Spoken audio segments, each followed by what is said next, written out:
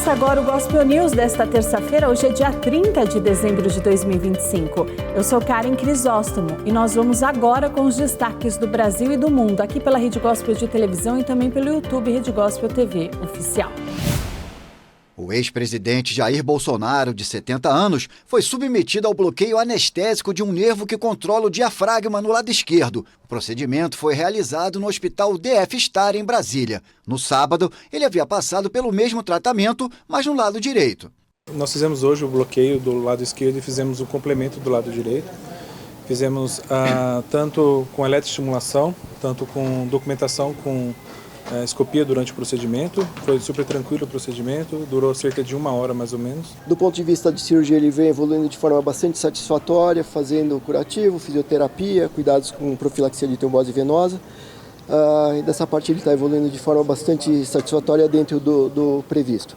Bolsonaro ainda deve realizar uma endoscopia entre terça e quarta-feira. E o cirurgião afirmou que, se não houver novas intercorrências, novos problemas, ele deve ficar no hospital até o dia 1º de janeiro. Assim que receber alta hospitalar, o ex-presidente deverá voltar ao quarto onde cumpre pena, na Superintendência da Polícia Federal, em Brasília. O Supremo Tribunal Federal sentenciou Bolsonaro a 27 anos de prisão por tramar um plano para se manter no poder após perder as eleições para Luiz Inácio Lula da Silva em 2022. O STF rejeitou o pedido da defesa do ex-presidente para que ele pudesse cumprir a sentença em prisão domiciliar devido a seu estado de saúde. O Instituto Brasileiro de Geografia e Estatística anunciou nesta terça-feira que o desemprego no Brasil caiu ao seu nível mais baixo desde 2012, no trimestre de setembro a novembro. De acordo com o IBGE, a queda se deve aos novos postos na administração pública e nos serviços sociais.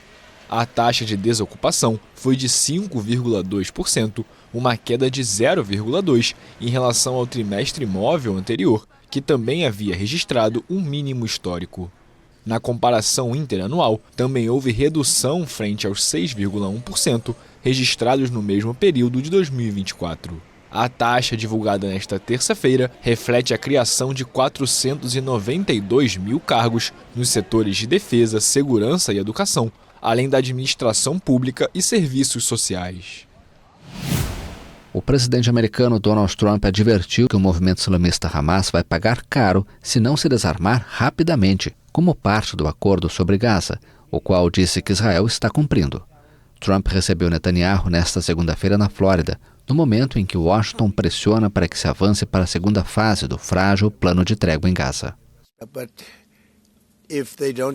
Mas se eles não se desarmarem como concordaram em fazer, então eles vão pagar caro por isso. E não queremos isso. Não é o que desejamos. Mas eles precisam se desarmar em um prazo relativamente curto. O presidente dos Estados Unidos afirmou também que Israel havia cumprido o plano de trégua em Gaza e expressou publicamente seu apoio a Netanyahu. A reunião, a quinta entre os dois líderes realizada nos Estados Unidos este ano, ocorre enquanto autoridades da Casa Branca temem que Israel e o Hamas estejam atrasando a segunda fase do cessar-fogo. Os dois também trataram da questão do Irã, e Trump afirmou que, se Teherã reconstruir suas instalações nucleares, os Estados Unidos as derrubarão. O presidente americano Donald Trump afirmou que os Estados Unidos atacaram e destruíram uma zona de atraque de embarcações na Venezuela, supostamente usada pelo narcotráfico, o que seria o primeiro ataque em terra desde o lançamento da campanha militar contra o narcotráfico na América Latina. Bem, não importa, mas houve uma grande explosão na área do cais onde carregam os barcos com drogas. Eles carregam os barcos com drogas, então atingimos todos os barcos e agora atingimos a área. É a área de distribuição, é onde eles distribuem as drogas e isso não existe mais. A afirmação foi feita ao lado do primeiro-ministro de Israel, Benjamin Netanyahu, que se reuniu com Trump na Flórida. Desde setembro, as forças americanas realizam vários ataques contra supostas embarcações de traficantes de drogas, tanto no Mar do Caribe quanto no Oceano Pacífico Oriental, que deixaram mais de 100 mortos.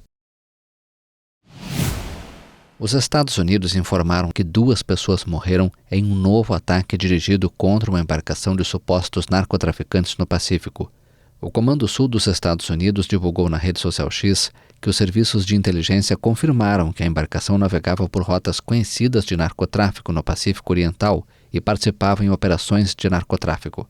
Desde setembro, as forças militares americanas realizaram pelo menos 30 ataques contra o que afirmam serem barcos utilizados para levar drogas aos Estados Unidos. A maioria das operações ocorreu no Pacífico Oriental, mas também houve várias no Mar do Caribe. O governo Trump não apresentou provas de que as embarcações atacadas estivessem envolvidas no tráfico de drogas, o que suscitou um debate sobre a legalidade dessas operações. Especialistas em direito internacional e organizações de defesa dos direitos humanos sustentam que os ataques provavelmente constituem execuções extrajudiciais, uma acusação que Washington nega. Esse último ataque vem à tona depois que o presidente americano Donald Trump confirmou que Washington destruiu uma área de atraque para supostas embarcações do tráfico de drogas na Venezuela, o que poderia significar o primeiro ataque contra alvos em terra da campanha militar dos Estados Unidos. Os Estados Unidos prometeram 2 bilhões de dólares, mais de 11 bilhões de reais, para a ajuda humanitária da ONU em 2026. O valor é muito abaixo do destinado nos últimos anos, em um contexto de cortes drásticos na ajuda externa determinados pelo presidente Donald Trump. O anúncio foi feito em Genebra e os Estados Unidos estão buscando uma reformulação da forma como financiam o trabalho humanitário da ONU. Em vez de repassar fundos para agências individuais, os Estados Unidos vão canalizar suas contribuições por meio da Agência de Ajuda Humanitária da ONU, a OCHA, chefiada por Tom Fletcher, que no início desse ano lançou a chamada reinicialização humanitária para melhorar a eficiência e a prestação de contas. Este não é nosso único compromisso com esse projeto, é um compromisso inicial fundamental vinculado a 17 países. À medida que o novo sistema se desenvolve, esperamos poder continuar a canalizar recursos adicionais e adicionar outros países à iniciativa. Esperamos que esses 2 bilhões de dólares não sejam o fim, mas apenas o começo de uma parceria. Acredito que, de acordo com nossos cálculos, é cerca de 2 vezes mais eficiente do que o sistema antigo. Os fundos dos Estados Unidos serão distribuídos para países selecionados, incluindo a República Democrática do Congo, Mianmar e Sudão. 2 bilhões de dólares representam uma contribuição enorme para salvar milhões de vidas. Esse valor é fundamental para o plano de 2026, no qual buscamos alcançar 87 milhões de pessoas com assistência vital. É claro que não vai financiar todo o plano. Estamos buscando arrecadar 23 bilhões de dólares para o plano completo. Nosso trabalho agora é apresentar essa proposta a outros doadores para que respondam com generosidade. Em 2025, o apelo humanitário da ONU de mais de 45 bilhões de dólares ou 249 bilhões de reais foi financiado com pouco mais de 12 bilhões de dólares, 66 bilhões de reais. Foi o montante mais baixo em uma década, segundo as Nações Unidas. Esses fundos permitiram ajudar apenas 98 milhões de pessoas, ou seja, 25 milhões a menos do que em 2024. De acordo com a ONU, os Estados Unidos se mantiveram em 2025 como o principal país doador dos programas humanitários no mundo, mas com uma queda significativa, 2,7 bilhões de dólares contra 11 bilhões em 2024. O Kremlin acusou a Ucrânia de lançar 91 drones contra a residência de Vladimir Putin na região de Novgorod. De acordo com a nota do ministro das Relações Exteriores russo, Sergei Lavrov, no Telegram, o ataque ocorreu durante a noite. O chanceler alertou para a retaliação e afirmou que a posição de negociação de Moscou por um fim da guerra será revisada. Em Kiev, Volodymyr Zelensky rejeitou a acusação de ataque lançada por Moscou. O presidente ucraniano classificou o anúncio como mais uma mentira da Federação Russa. Durante conversa virtual com jornalistas, o presidente ucraniano destacou que Moscou preparava com a notícia o terreno para ataques, provavelmente contra a capital e possivelmente contra prédios do governo. Mais cedo nesta segunda, o Kremlin tinha afirmado que concordava com o presidente dos Estados Unidos, Donald Trump, de que as negociações para acabar com o conflito na Ucrânia estavam na fase final. Após uma reunião no domingo na Flórida com Zelensky, o magnata afirmou que um acordo para encerrar o conflito estava mais perto do que nunca. Questionado por jornalistas se concordava com a declaração, o porta-voz do Kremlin, Dmitry Peskov, tinha respondido de forma sucinta. O presidente ucraniano Volodymyr Zelensky afirmou nesta terça-feira que os aliados de Kiev têm capacidade para verificar se o suposto ataque com drone à residência isolada de Vladimir Putin em Valdai foi falso. A Rússia denunciou o ataque na véspera e atribuiu a responsabilidade à Ucrânia. Uma fonte da presidência francesa afirmou também nesta terça que a ação foi um ato de desafio contra um plano dos Estados Unidos para encerrar a guerra na Ucrânia, mas Moscou não apresentou nenhuma prova do ataque.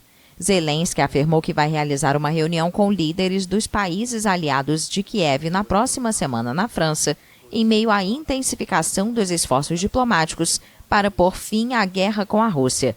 Ele disse nas redes sociais que a cúpula será precedida de uma reunião de conselheiros de segurança de países aliados de Kiev em 3 de janeiro.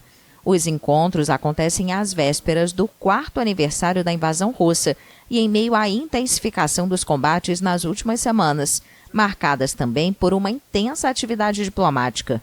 Algumas questões ainda se mostram sem solução, como as áreas tomadas pela Rússia.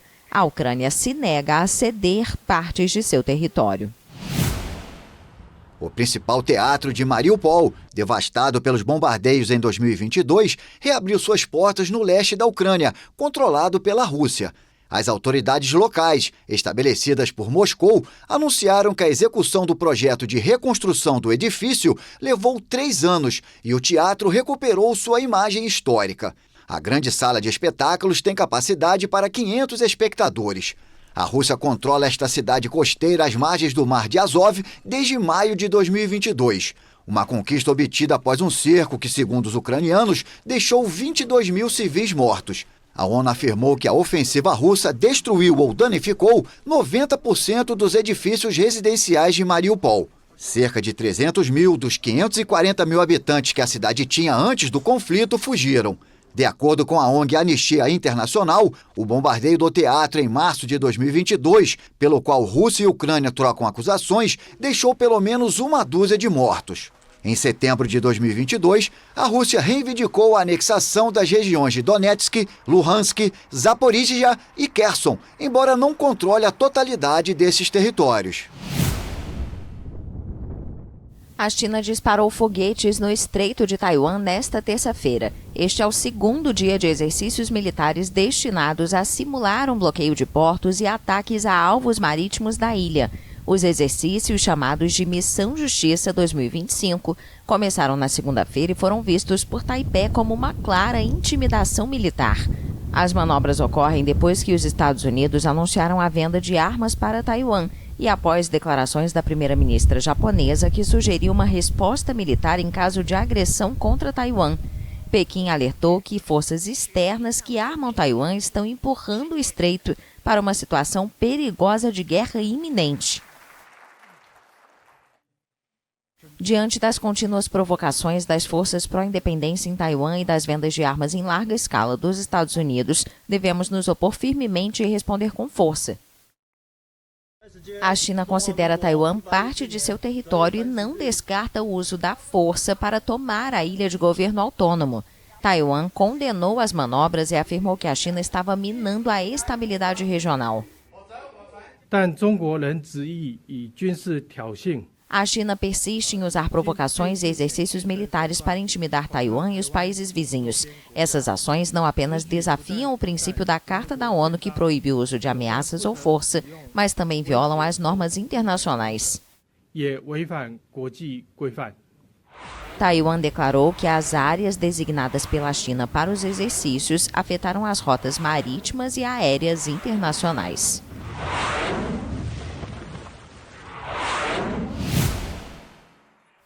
As autoridades sírias impuseram um toque de recolher noturno na cidade portuária de Latakia nesta terça-feira, após ataques ocorridos no dia anterior em bairros de maioria alauíta.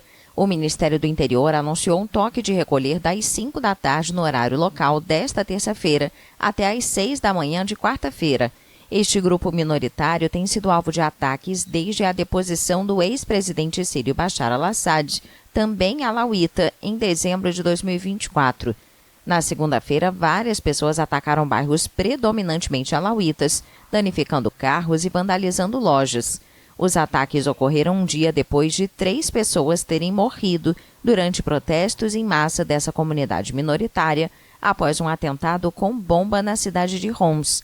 Segundo uma fonte, uma das vítimas era membro das forças de segurança sírias. As autoridades declararam na segunda-feira que reforçaram a segurança em vários bairros de Latakia.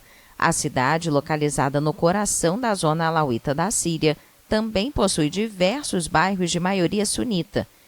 Em março, centenas de alauítas foram mortos em massacres sectários nessa região da Síria. Apesar das garantias de Damasco de que todas as comunidades na Síria serão protegidas, as minorias permanecem apreensivas quanto ao seu futuro sob as novas autoridades. E no próximo bloco, mais notícias do Brasil e do mundo nesta terça-feira, dia 30 de dezembro.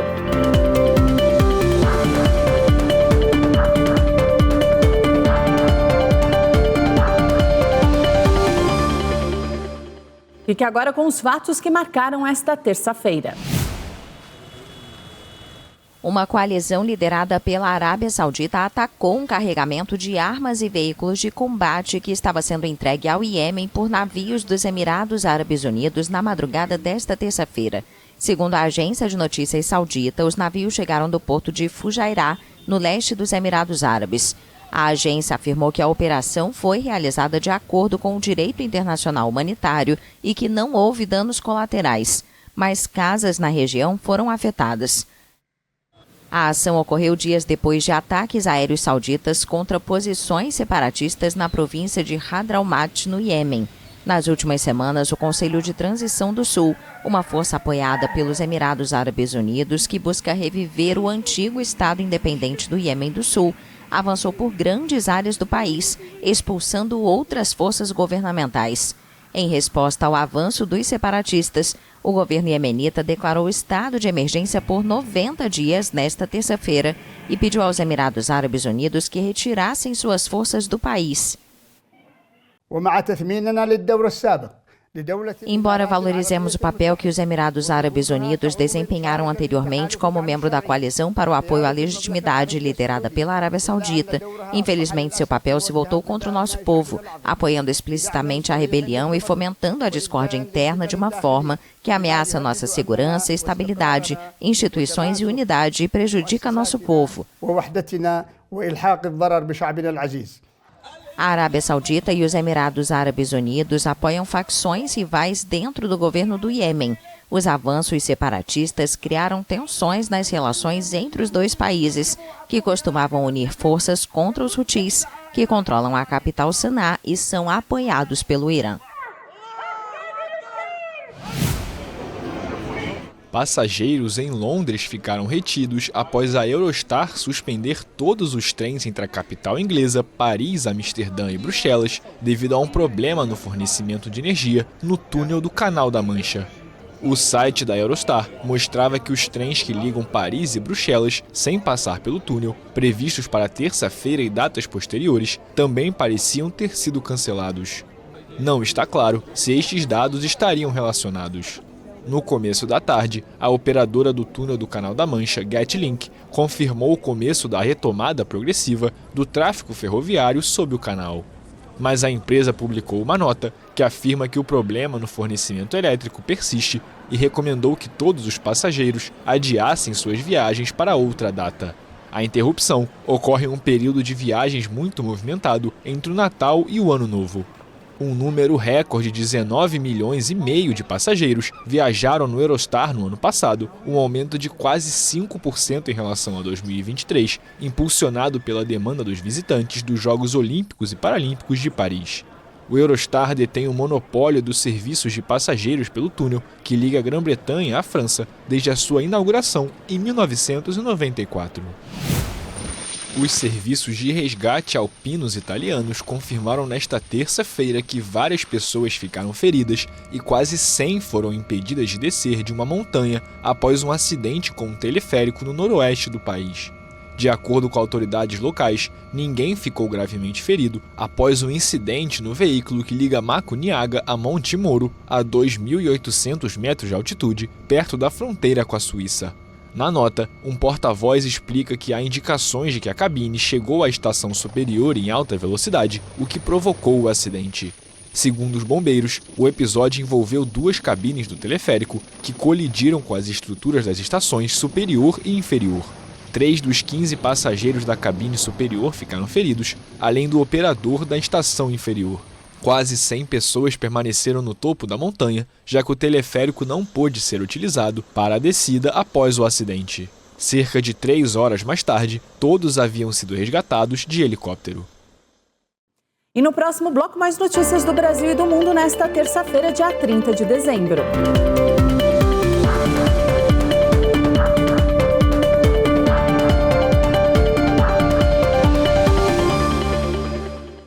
Fique agora com os fatos que marcaram esta terça-feira. Muita expectativa entre os torcedores do Lyon na reapresentação da equipe francesa após a folga de Natal. A chegada de um jovem craque sempre mexe com o clube. E a contratação por empréstimo do atacante brasileiro Endrick, de 19 anos, que estava sem espaço no Real Madrid, foi um grande reforço para o Lyon. O que é realmente ótimo é que estamos de volta aos holofotes, porque atrair um jogador desse calibre para o Lyon é incrível. Não esperávamos por isso. Quando ouvi os primeiros rumores, pensei que fosse impossível. Disse a mim mesmo que não podia ser verdade e que só acreditaria quando visse. Mas agora eu vi, então acredito. A transferência para o futebol francês há pouco mais de 6 meses do início da Copa do Mundo faz sentido. Endrick está buscando uma vaga na seleção brasileira comandada por Carlo Ancelotti e estava sendo pouco aproveitado pelo técnico Xabi Alonso no Real Madrid. Sinceramente, ele é um jogador de qualidade. Ele precisa se desenvolver um pouco mais para jogar em uma Copa do Mundo. Acho que o Lyon é um bom clube para isso. Ele terá tempo de jogo e vai disputar uma competição europeia como a Liga Europa. O empréstimo é de apenas 6 meses, sem opção de compra, e custou ao Lyon aproximadamente 1 milhão de euros, cerca de 6 milhões e meio de reais.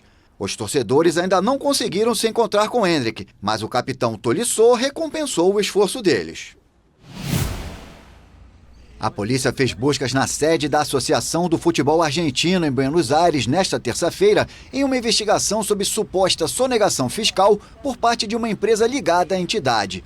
O Departamento de Investigações Federais também realizou buscas na sede que a AFA possui em Ezeiza, 30 quilômetros ao sul da capital, o complexo esportivo onde a seleção argentina treina.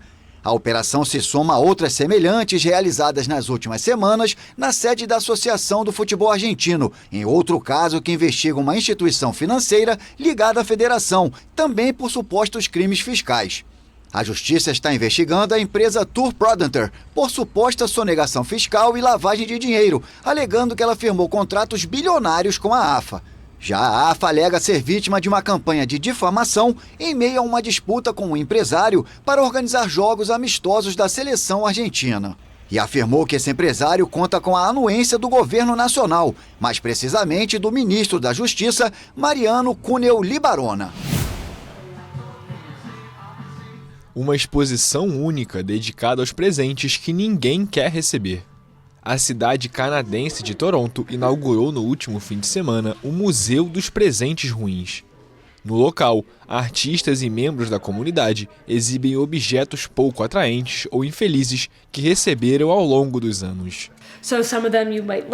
Alguns você vê e pensa, esse é definitivamente um presente ruim. Outros você diz, isso é muito bom, mas aí você lê o contexto e percebe, não, nesse contexto é um presente terrível. Algumas criações nascem da indignação, como este cachorro feito de velas, concebido por Katika Marxell. Uma iniciativa para dar propósito a um presente que ela estava cansada de receber. Por algum motivo, parece que sempre ganho velas de presente, mas nunca demonstrei interesse por elas. Então o que fiz foi pegar a cera e tentar criar algumas esculturas. Elas não ficaram boas, então fiz um pequeno desenho com a cera, um cachorro e uma bola.